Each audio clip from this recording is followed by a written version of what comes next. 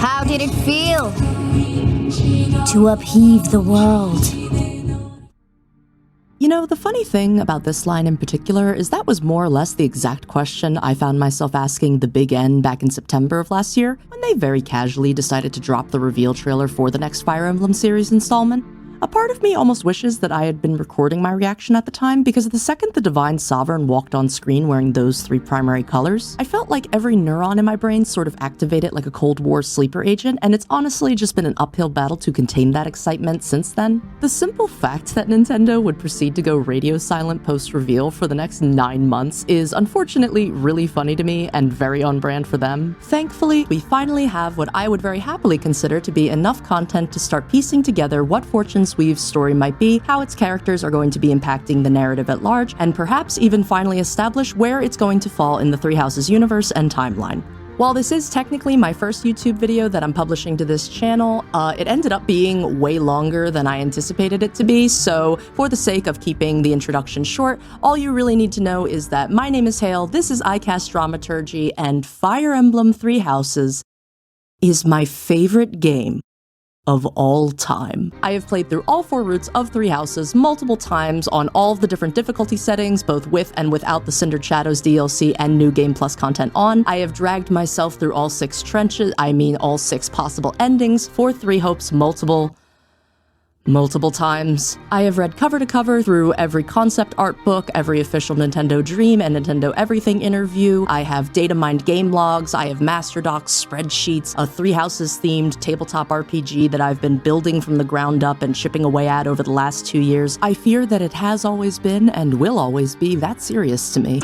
Dixie Chick's serious. Now, while realistically fans do only have about 5 minutes worth of in-game content to work with just from the trailers, there's still a lot of fascinating details that I've noticed sprinkled throughout the Nintendo official pre-order website descriptions, the Fire Emblem official Twitter account, and even the character key art designs themselves. Given what I've found, while cross-referencing what we know about the game thus far against the last 7 years of my Three Houses research, I have become overwhelmingly convinced that Fortune's Weave is intended to act as a prequel to the Fire Emblem Three Houses storyline. Now, obviously, a lot of my reasoning for that theory is based off of purely speculative observations. However, I do believe that if you give me the chance, I might just be able to convince you as well. For the sake of providing as much verifiable supporting context in advance, I've broken this video down into 3 main parts: a language and dialogue-based analysis, a theoretical and thematic-based analysis, and finally, my free-for-all connection round. The reason why I love using analytical frameworks like these is because they really give us a chance to evaluate and assess media on a more conceptual level. By exploring things like cinematic compositions, linguistic etymology, narrative structuring, and directorial intent, we ultimately end up deepening our own understanding and appreciation for gaming as an art form. To that end, I felt that I should still preface this by saying that I don't even recognize what could possibly be considered a spoiler in this series anymore. Over the last 7 years, I've sort of just allowed all of my Three Houses knowledge to just freely sear itself into the frontal cortex of my mind. So just for the sake of covering all my bases, consider this your courtesy spoiler warning for Three Houses and Three Hopes.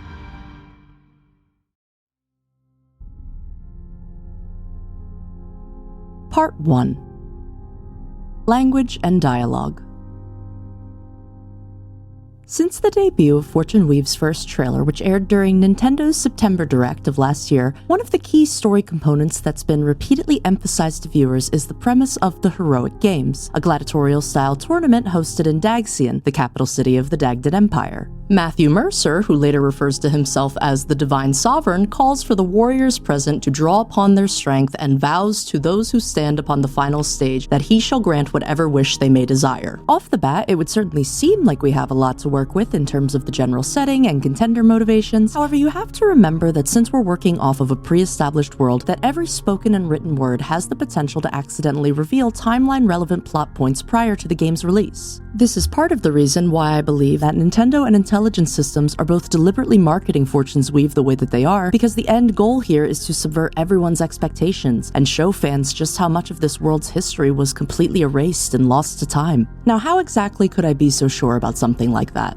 During an interview with Nintendo Everything posted on April 12, 2020, one of Fire Emblem Three House's lead directors, Toshiyuki Kusakihara, stated, "History is nothing more than what the victor chooses it to be. There are many who have lied about history throughout the stories found in the game." Later, during that very same interview, directors Toshiyuki Kusakihara and Genki Yokoto stated the following. Yokoto, "Kusakihara-san is great with little details like that. I think it's just incredible. You wrote out an extensive history for Foldland from the beginning just to use as reference materials for development, even if we weren't going to use all of it in-game. You're the kind of guy that'd write about things happening thousands of years before the era the story would even take place during. That's incredible." Kusakihara, "There's probably a good 10,000 years worth of material there. I'm also the kind of guy who wouldn't release said chronologically though." The interviewer, "It's like you're telling more inquisitive players to take all of the fragments of information found in-game and fill in the holes themselves. I think that in order to begin piecing together what Fortune's Weave's story will actually be about in relation to the four main combatants, we have to focus less on what is being presented to us at face value and instead start keeping track of what information is being permitted to shine through the cracks." Let's take a second to look at what we are being told in the second Fortune's Weave trailer and compare it to what information is currently available online. Kai is described as a young, kind-hearted boy from Ribera Village who is desperately trying to save his imprisoned father. Dietrich is described to us as an elegant, battle-ready swordsman, ever on the hunt for a stronger foe. Theodora is listed as the current queen of the Ceramus Kingdom who is seeking to fulfill the long-held dream of her homeland. And we know that Lita is a musician with her sights set on revenge. All of these descriptions were taken directly off of the character profiles online, and each and every one of them aligns almost word for word with what the narrator tells us during the second trailer, like verbatim. "That's suspicious. That's weird."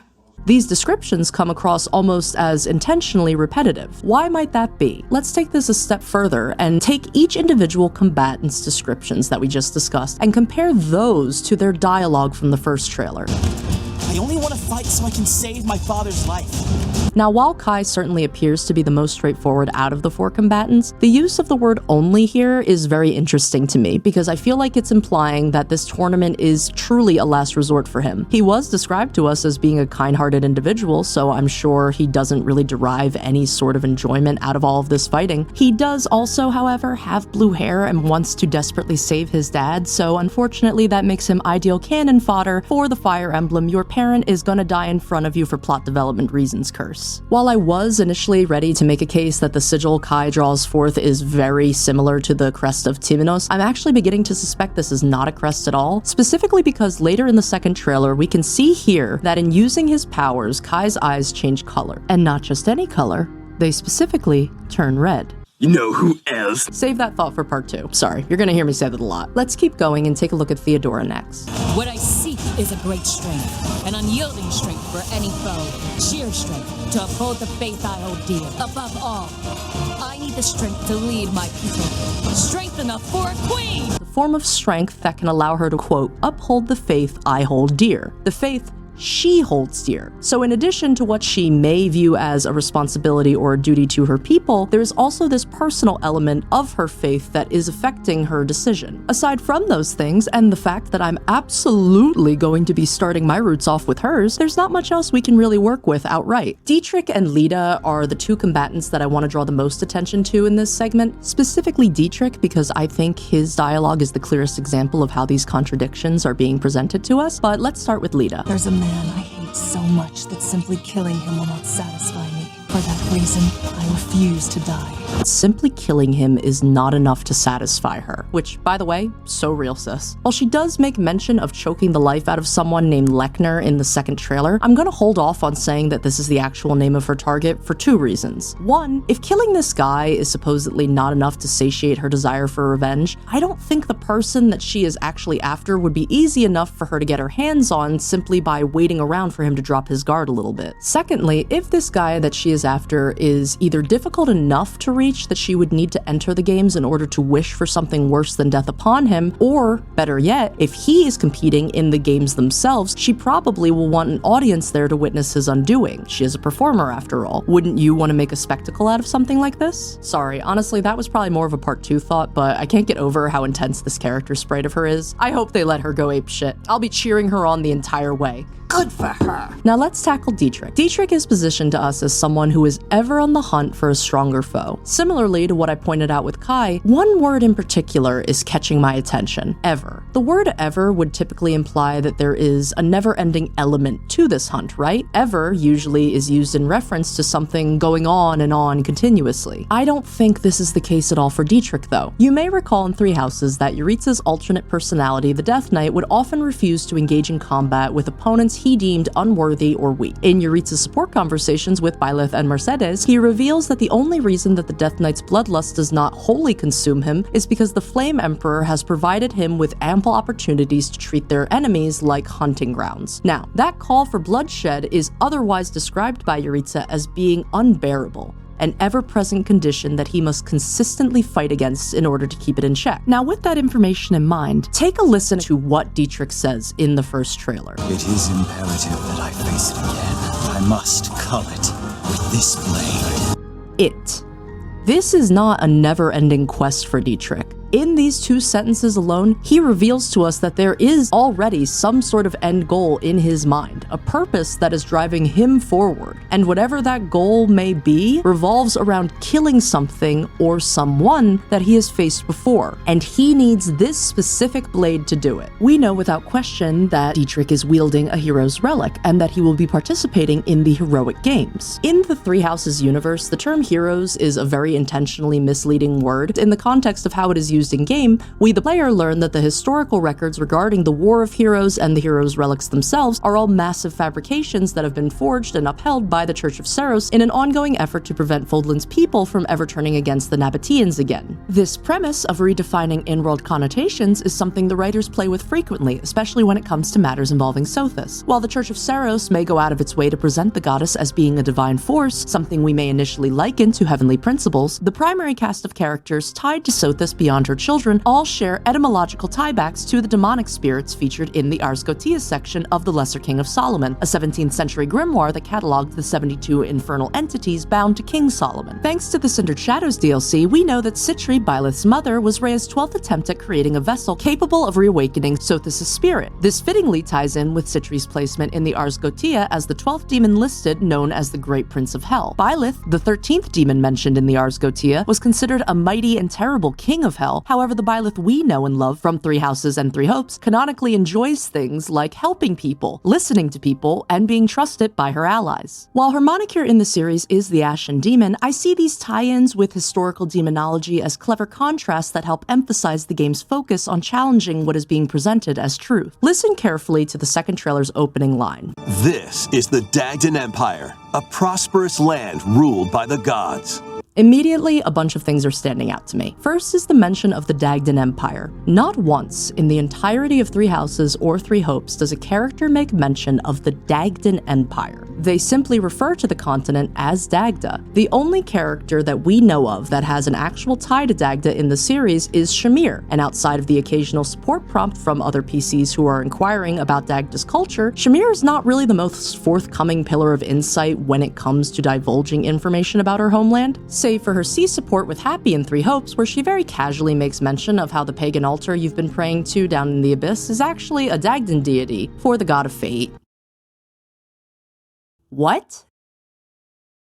What? Don't worry, I have a lot to say about the God of Fate in Part 3, but for right now, I just want to get to my next point. In the trailer, the use of the term gods is sticking out to me a lot, because while Shamir recognizes the pagan altar as being Dagdan in origin, she does not really ever insinuate that Dagda worships multiple deities. We do know, however, thanks to one of the texts that can be found in the Shadow Library within the Abyss, that there was a time referred to as the Era of the Gods. However, since the implication of there being an Era of Gods prior to Sothis' establishment goes against the Church's doctrine, we know that Sethith or Seiros herself decided that this text was not suitable for the Surface Library. Bear in mind, multiple other characters confirm throughout the series that Rhea is not only aware of the Abyss, but that she has been down there physically herself. For someone who is so consistently up in arms about the idea of anyone worshipping anything outside of the goddess, it seems odd, doesn't it, that she would allow something that would very easily be deemed heretical to exist beneath her church? The fact that Rhea allows this statue to stay standing tells me that she is either familiar with the deity it is depicting, or her mother, Sothis, was familiar with this individual. Now, based on the outline of the pagan altar, we can see that this figure is very clearly intended to represent Eshmol, whose name was revealed in a screenshot of the art book that's going to be included with the Dagden collection. They also appear in the Fortune's Weave's box art and can be seen descending from the sky in the second trailer during said sequence when we hear Sothis make mention of the promised one who will guide the living to salvation.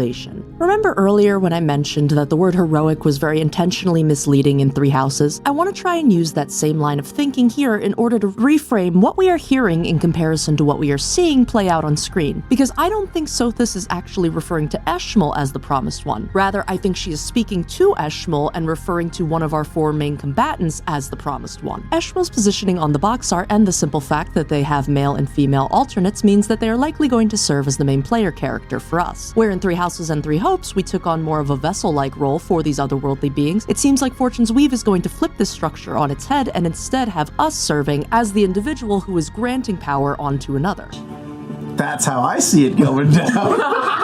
In addition, if you zoom out on this part of the art book again, you can see that Eshmol's official title is listed as the Herald of the Pale Raven. What fascinates me about this title is that a herald is more of a messenger, a predecessor, or one who comes beforehand to foreshadow something that is destined to pass. An interesting thing I found while researching the mythology surrounding white ravens was that for a lot of cultures, white ravens are signs of great tragedy, or they are usually tied to stories that involve great sorrow. The name Eshmol is also likely a phonetic transliteration of the Hebrew name Ishmael, which translates to God has hearkened or God hears. In the Quran, Ishmael is considered a prophet praised for being patient, good, and righteous. And in various ancient Semitic cultures, the Theoporic translation of Ishmael suggested that a child so named was regarded as the fulfillment of a divine promise. I've always really loved how Three Houses plays around with these very grandiose concepts of creation, divinity, deception, and truth, because it often presents us with opportunities to bring these things into question as well. While Sothis may have control over the flow of time, she is not an indomitable being. On the official pre-order page, our four heroes are described as having their fortunes tied to the fate of the world. Fate is a very heavy word in the Fire Emblem Three Houses universe, primarily because it's positioned to the player as being the only force that time and choice cannot actually surpass. Do you recall what Sothis says to Byleth following Gerald's death? If turning back the hands of time was not enough to save his life, you must accept what came to pass was fate.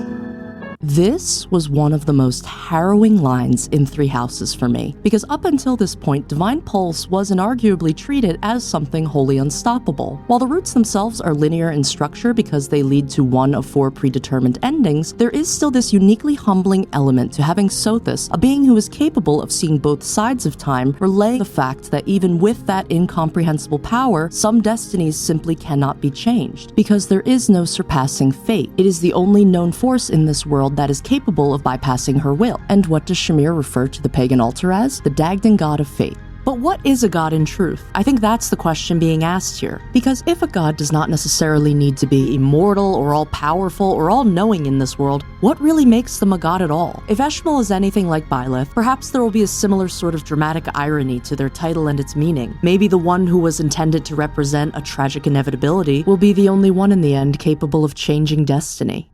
Okay, now that everyone's warmed up to the information that we have to work with, let's move on to some more abstract concepts. Part 2. Theoretical and Thematic. Every series installment in the Fire Emblem franchise has possessed a uniquely intentional artistic direction, from the triumphant and heart-wrenching scores that are masterfully composed for each individual soundtrack, to the complementary ways in which a character's design details are explicitly chosen in order to communicate their personal goals and aspirations. We've known since the release of Three Hopes that the vast majority of the original Three Houses staff all returned for the Warriors spin-off title. And while the original directors themselves from Three Houses, specifically Toshiyuki Kusakihara and Genki Yokoto, were not listed as the lead directors, they were still accredited as supervising staff for both Three Hopes and again during Engage. While the events of both of these games are happening in alternate realities that are ultimately unintended to alter the original source game's narrative, I do still see these efforts as being a great testament to just how serious Nintendo and Intelligent systems are about ensuring that anything released in relation to Three Houses remain faithful to the original title. Additionally, I think it's worth noting that all of the original scenario staff from Three Houses were also accounted for in Three Hopes credit sequence, including the OGs themselves, Yuki Aquino, Ryohei Hayashi, and Mari Okamoto. Earlier last week, Stealth40k on Twitter confirmed that main character designer from Three Houses and Three Hopes, Shinatsu Kurahana, would be returning as the lead character designer for Fortune's Weave. Now, as someone who has followed a lot of the key staff in their post-launch interviews for Three Houses, and again for the Cindered Shadows DLC, and then again for Three Hopes, I do think that there is a lot of inherent value to be had in listening to what the designers and writers were all seeking to convey, because those decisions are ultimately what helped bring this world to life, especially in the case of Shinatsu Kurahana. Kurahana has floored me time and time again with what she is able to accomplish in these character designs, and now that I know that she's returned for Fortune's Weave, I am almost positive that there must be some visual indicators hidden throughout the main cast key art designs that's intended to clue longtime fans of the series into where each character's story might be leading or what each character might be hiding beneath the surface. To give you an example of what I'm referring to here, why don't we take another look at how Shamir was presented to us in Three Houses. Shamir is a very no-nonsense character. She's blunt about the fact that she values solitude and her personal freedom, and in multiple support conversations, she reaffirms the fact that she does not necessarily fight for ideals so much as a paycheck. Mercenary work is a very transactional agreement for her, and at the start of the game, she even clarifies to Byleth that the only reason she's working with the Knights of Seros is because she owes a personal debt to Rhea. Her attire is comprised primarily of these very muted and dark-toned colors. There's very little flash or flare. Her lack of armor for a knight was likely chosen to complement her preference for getting in and out of situations swiftly and without notice. Breaking down character design elements like these help us connect interpretive visual evidence with more discernible personality traits. Now let's take a look at Kai. From a strictly visual standpoint, the first thing Kai's outfit screams out to me is, this is a child.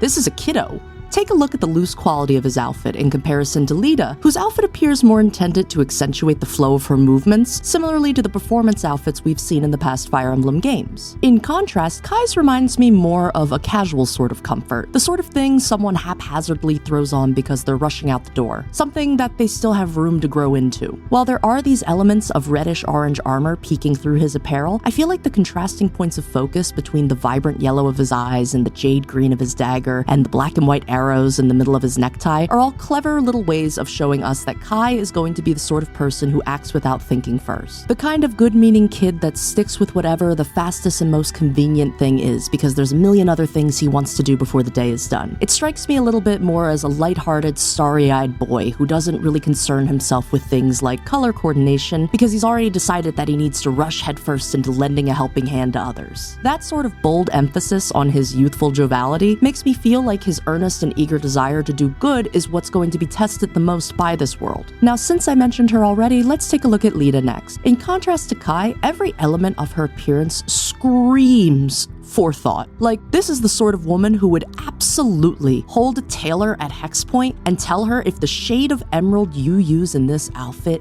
is not identical to my eye color, we're gonna have a problem. She is the embodiment of that scene in The Devil Wears Prada where Miranda starts tearing into Andy for referring to Cerulean as blue. I mean, just look at the dazzling amount of detail throughout her key art. Her cape, her waist ornaments, her jewelry, her instrument. She is not just eye-catching, she's commanding the attention of those present. Less in an arrogant sort of way, and more of this confidence that says, of course you could look away, but I already know you will not. It's so rich and harmonious, but it also reminds me of one of my favorite lines from Dorothea in Three Houses. All roses have thorns.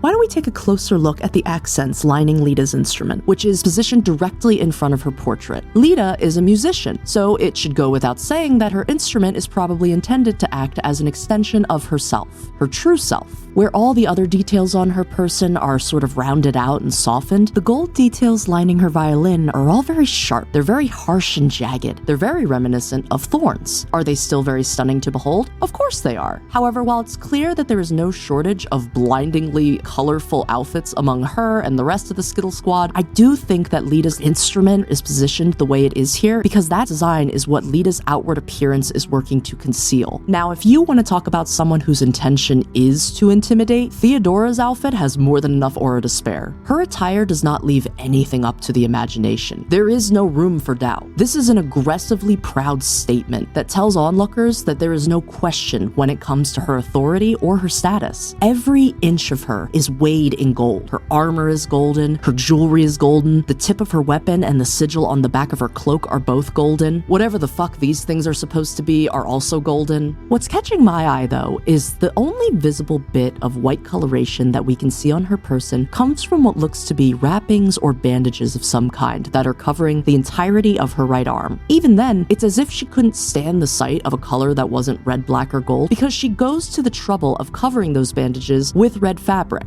These sorts of design elements feel like they're trying to fortify something specific to the viewer about how she defines true power. She's already a ruler, one who clearly has the means to fight her own battles, so the fact that there is something more that she wants still leads me to believe there is an underlying desperation to wanting to fulfill this dream of her homeland, to uphold this image. Take a second to imagine how you might feel if you had everything that a mortal person could arguably ever want, yet still be unable to grant your people their greatest wish. You'd probably feel kind of helpless, frustrated even. What good is all of your power if it's never enough? I think that line of thinking is what will ultimately drive Theodora to her limit in every route aside from her own, because if she loses the heroic games, she can't fulfill the long-held dream of her homeland. But what if there was also a time-sensitive element to fulfilling that dream? See, the reason why I brought up Theodora's right arm before was because usually the only time you really want to draw attention to the concept of there being an external injury that is actively affecting a character, the designer will usually choose to keep things like wrappings or bandages visible on that character's key art. Note when I say actively there. We know that in 3 Houses, the crest experimentations that were conducted on Lysithea drastically reduce her energy levels and shorten her lifespan. However, based on what Edelgard states in her C+ support with Byleth, we also know that these procedures involved cutting into a subject's flesh in order to imbue them with their secondary crests. The damage that these 2 characters live with day in and day out from that point is less focused on the scarring that likely caused and more in line with chronic illness, something you can't see on the surface because they do such a good job of hiding it. The same cannot be said for Theodora. I think that whatever is affecting her must be visible on her right arm, beneath those bandages. And I also think the fact that she tries to cover those bandages up with red ribbon is a nod towards the fact that she is refusing to accept whatever it is. Alright, let's address the Norian-shaped elephant in the room. I have seen everyone and their mother clowning on Dietrich's design, calling him Alucard from Castlevania, Yuritsa 2.0, and so on. While Gothic archetypes have historically had a tendency to be used in character designs that are meant to communicate things like the fact that a character is more reserved than others or that they are burdened with some form of personal grief, I want to actually take Dietrich a step further and say that while I absolutely still believe all of those things are going to be true about his personality, there's something painfully fascinating about his armor. We already know that Dietrich is a foreign visitor that was granted his weapon in Foldland by his forebears. This fact is obviously why he looks so different in comparison to the rest of the primary cast. That's the intention. But it felt like there was something more to it than that. Given how I was reviewing the other key arts, I realized that there had to have been a hint somewhere that I was just missing in his design. Because Dietrich doesn't just look out of place. He looks like he's in the wrong time period entirely. Foldland's timeline does not just start at 0. Seros doesn't even reveal herself to the populace of Foldland until -41, and that calendar system is based on the Imperial calendar, which only came into conception once the Adrestian Empire was founded. That leaves us with an entirely unaccounted for amount of time prior to when Nemesis actually attacked the Red Canyon. In Verdant Winds, when Rhea tells Claude and Byleth that she was the sole survivor of Nemesis' attack, she says that she was forced to leave Xanadu behind in order to start gathering the remaining children scattered across Foldland. It could have very well taken her decades, maybe even centuries, to find Keyhole and Sethleen. Dietrich states that the weapon was once used to smite the gods. The emphasis on gods here tells me that someone in his life had to have told him that this weapon was used at some point in history to fight multiple godlike beings. He states in the first trailer that whatever it is that he's been chasing must be culled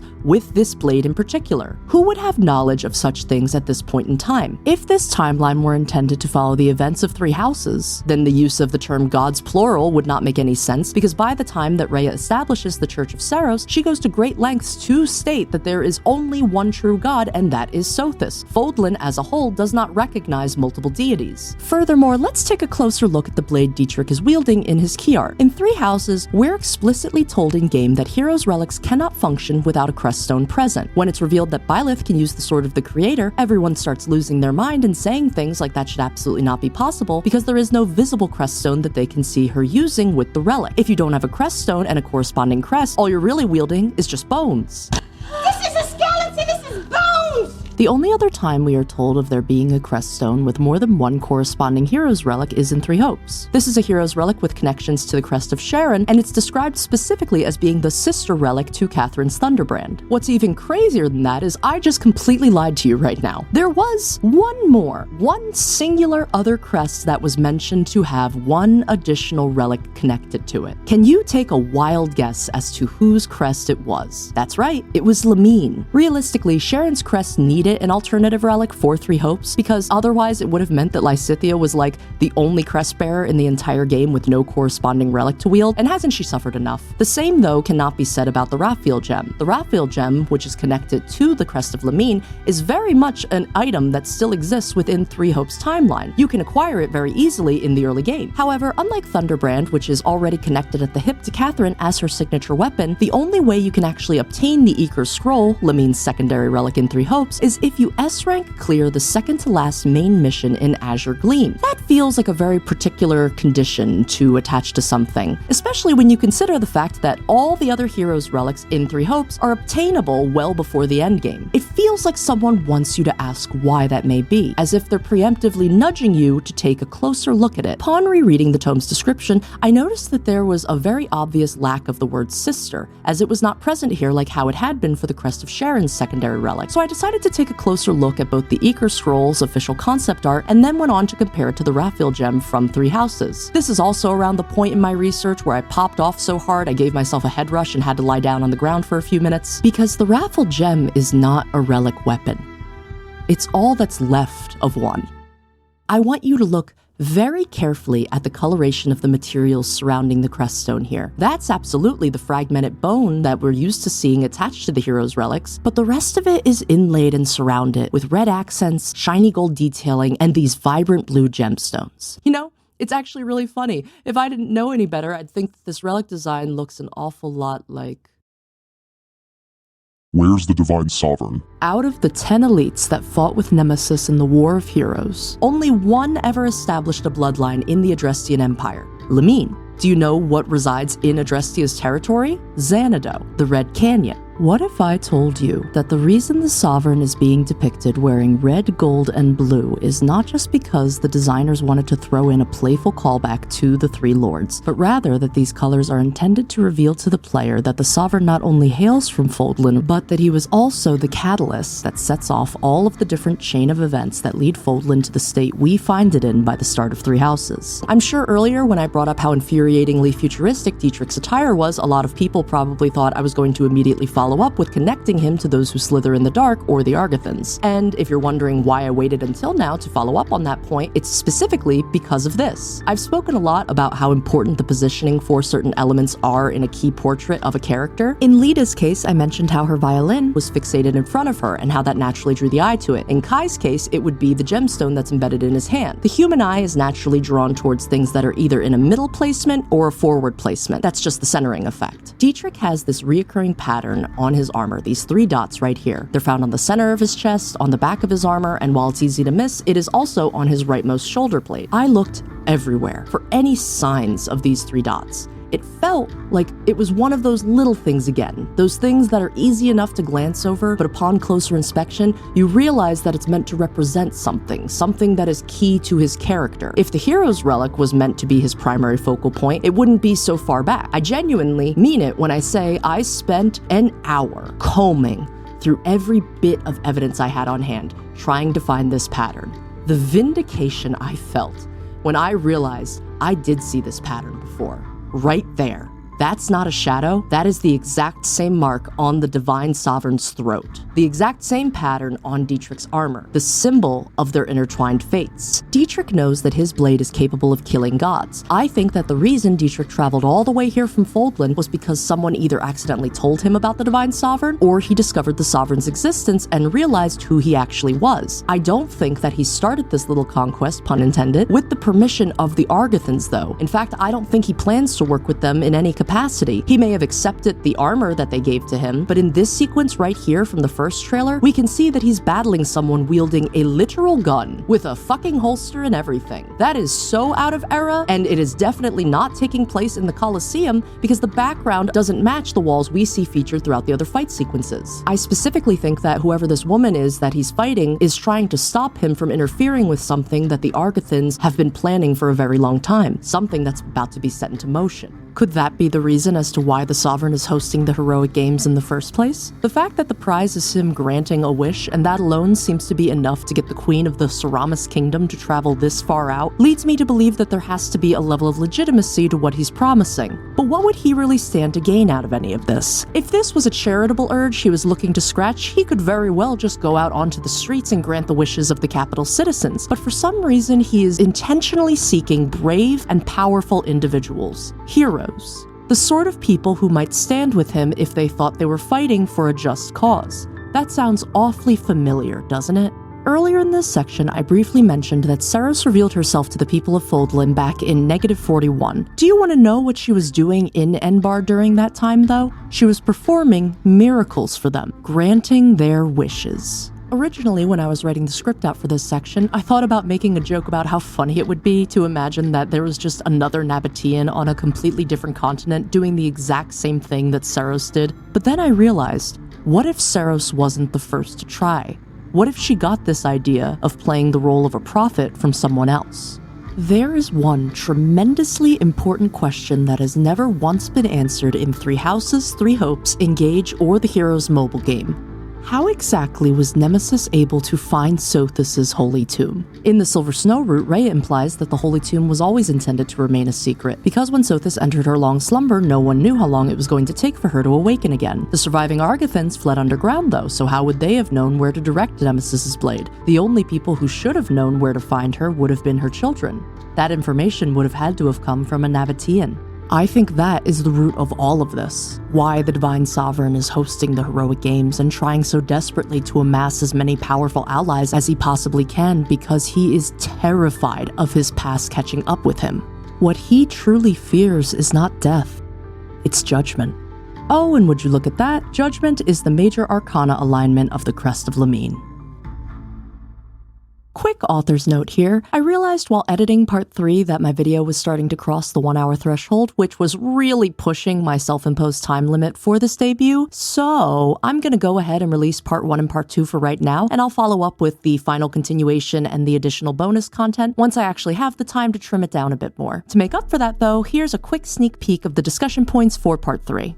We know that the events of Three Houses take place in Imperial Year 1180. In this screenshot taken from the second direct trailer, we can see that Fortune's Weave is set to take place in 1449. Bear in mind, the Imperial calendar system was established during the founding of the Adrestian Empire, which would not make it necessarily relevant to a continent beyond the bounds of Fodlan's own territory. The Mystery of the Calendar, Volume 2 text that can be found in the Shadow Library of the Abyss, mentions that before the Imperial calendar system was adopted, in the prior calendar, the 12 lunar phases were exclusively referred to as months. They came to be known as moons in our current calendar system. Now, while in this day and age it's customary for countries to utilize a Georgian civil calendar system for the sake of maintaining international relationships, there was once a time in our own history where it was customary to rely on a 13-month-long calendar cycle instead of a 12-month-long one. This was because the individuals who were tasked with timekeeping based these calendars off of lunar phases. Since it was quite literally a matter of life and death for agricultural societies to keep their calendars aligned with the sun in order to maintain their civilizations, ancient cultures would periodically add irregular interclay months to their calendars as needed. What's funny though is that the ancient Egyptians are actually the ones who influenced the overhaul to the Roman calendar system that ended up sticking around for the long haul. Based on these screenshots, it seems like Dagda is going to be pulling a lot of its architectural inspirations from ancient Greek, ancient Egyptian, and ancient Roman civilizations, which is a really nice change of pace since Three Houses primarily used more of a Eurocentric Greco-Roman influence in its setting. Anyways, my original point here was that the author of this text mentions how changing a civilization's calendar would inevitably cause great confusion and unrest. Fodlan's historians, however, claim that the goddess herself called for the calendar to be changed and communicated this desire through the prophet Seros. The following quote is taken directly from the text. Calendars represent the flow of time, and so creating a new one is akin to claiming domain over time itself. The major points of contention surrounding the prequel versus sequel debate that I'm going to focus on in part 3 will expand more on the calendar system, Sothis' appearance, and the crests, and in a true Three Houses fashion, I'll even be throwing in a secret fourth thing that I won't reveal until the very end. Thank you so much for listening. This project has been a lot of fun to work on, and I'm really grateful to have the opportunity to yap and be yerd about a series that I adore so much. There's a ton of other games that I'd like to make similar videos for in the future, but for right now, my main priority will be finalizing part 3. If you have any feedback, I'd love to hear it in the comments down below, and I guess I really just hope that you guys have a wonderful night. Talk to you again soon.